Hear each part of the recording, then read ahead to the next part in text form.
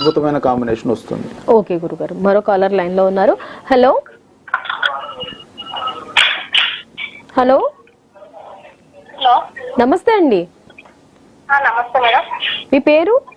నా పేరు విజయలక్ష్మి మేడం. విజయలక్ష్మి గారు ఎక్కడి నుంచి కాల్ చేస్తున్నారు? హైదరాబాద్ ఈసీఎల్ నుంచి మేడం.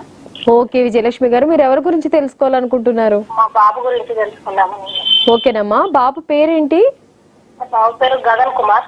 ఓకే, పుట్టిన తేదీ చెప్పండి అమ్మా. 28/4/2000 madam. 28/4/2000. Morning 7:10 madam.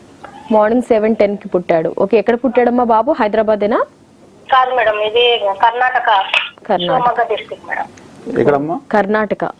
Shivamogga district, Bhadravati తాలూకు. భద్రావతి. ఓకే, సరేనమ్మా. ఇప్పుడు మీ సమస్య ఏమిటో గురువు గారికి చెప్పి ఆయనతో నేరుగా మాట్లాడి తెలుసుకోండి పరిష్కారం గురించి. బాబు జాతకం ఎలా ఉందో, ఆయనకు 20 years వచ్చినప్పుడు యాక్సిడెంట్ అయింది మేడం. ఓకే. యాక్సిడెంట్ అయ్యి అది బొటన్ వేలు, కాల్ది బొటన్ వేలు తీసేశారు. ఆయన జాతకం ఎలా ఉంటది అనేసి అడుగుదామని. అమ్మా, మీ అబ్బాయి వృషభ లగ్నము, ధనిష్ట నక్షత్రం, 2వ పాదము, మకర రాశి. తల్లి, మరి ఇప్పుడు గోచార పరంగా చూసుకుంటే మాత్రము ఎలా ఉందంటే, శనీశ్వరుడు మారకంలో ఉన్నాడు, అంటే చంద్ర ద్వితీయ స్థానంలో ఉన్నాడు. కాబట్టి కొంచెం చాలా జాగ్రత్తగా ఉండాలి. రెండవది ఏంటంటే, ప్రస్తుతం మీ అబ్బాయికి ఏలినాడ్స్ నడుస్తుంది, చివరి దశ. అందులో మీ అబ్బాయి వృషభ లగ్నానికి శనీశ్వరుడు దారి చూపించేది వాడే, అడ్డుపుల్లలేసి చెడగొట్టేది వాడే, అంటే బాధకాధిపతి.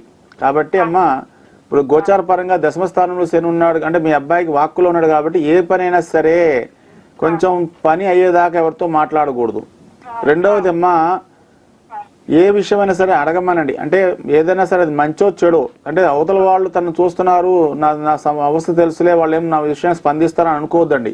అవతల వాళ్ళు మీ అబ్బాయి విషయంలో మాట్లాడనంత వరకు ఎవరు స్పందించరు. ఆఖరి కన్న తండ్రి అయినా సరే, రక్త సంబంధికులైనా సరే, ఏదైనా సరే తన విషయాన్ని ఎదుటివాడి ముందు తెలియపరిస్తేనే పనులు అవుతాయి.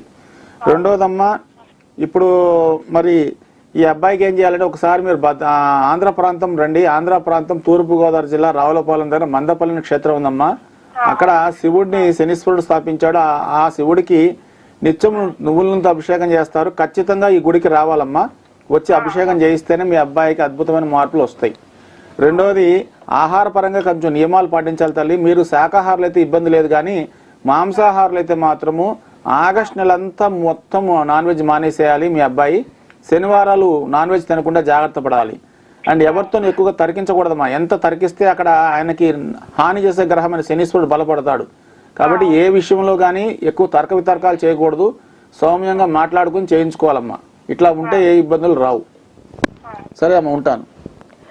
ఓకే గురువు గారు.